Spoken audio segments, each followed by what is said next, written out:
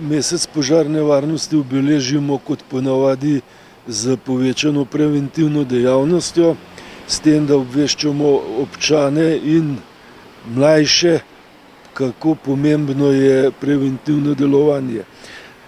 Obiskujemo šole, povemo, kakšen je smisel evakuacije otrokom, da to ni nič nevarnega, da to ni nič bav, samo da se je treba varno umikati. Potem imamo odprte vrate gasilnih domov, da si občani lahko ogledajo našo tehniko, mi jim pa povemo, kako se ta tehnika uporablja in čemu je namenjena.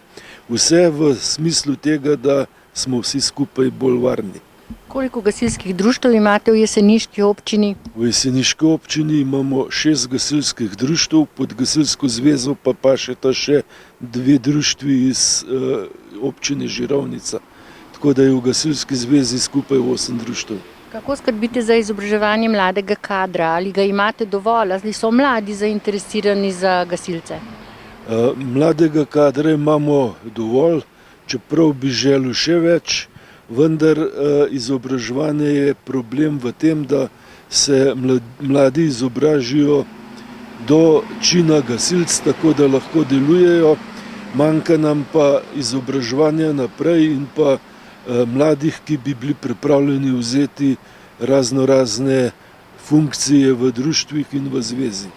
Glede na to, da imamo dogodkov takšnih in drugačnih in letos smo priča tudi večkratnim potresom, sicer v Italiji, pa so se župani nekako dogovorili, da so ob koncu meseca oktobra izvedli akcijo Potres 2016. Kako je potekala?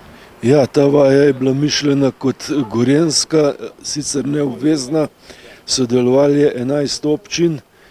Vsaka občina oziroma vsak štab civilne zaščite posamezne občine je pripravil scenarij vaje, ki naj bi potekala. Pri nas na Jesenicah je bila ta vaja na Hrušci in pa dol na tako imenovani Pešingi, so bile ruševine, v Žirovnici pa smo imeli predpostavko, da se je del hriba zrušil v akumulacijsko jezero Završenca in poškodoval jez. Smisel vaje je bilo sodelovanje občinskih štabov in pa preverjanje časov, v katerih se odzovejo razne ekipe, ki smo jih poklicali na pomoč. Ocenjujem, da je vaja odlično uspela.